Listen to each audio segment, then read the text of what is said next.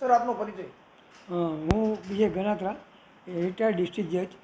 છેલ્લે મારું પોસ્ટિંગ હાલોલ થયેલું હતું, ત્યાંથી હું રિટાયર થઈને અત્યારે અમદાવાદમાં છું.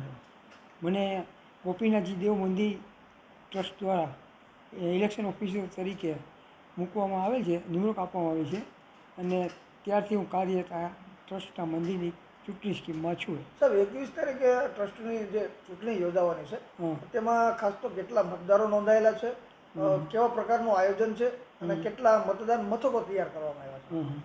ઓકે. જે ચૂંટણીમાં યોજાવાની છે, ચૂંટણીમાં સાધુ, પાર્ષદ, ગૃહ વિભાગના કુલ 12 ઉમેદવારો છે, અને ગૃહ વિભાગમાં 25,000 જેટલા મતદારો છે. આ ચૂંટણી માટે ગૃહસ્થ વિભાગનું ચૂંટણી મતદાન મથક લક્ષ્મીવાડી ખાતે આવેલું છે, જ્યાં ત્યાગી વિભાગનું મંદિર ખાતે આવેલું છે. કુલ સાહેબ કેટલા મતદાન મથકો છે? કુલ 31 મતદાન મથકો છે.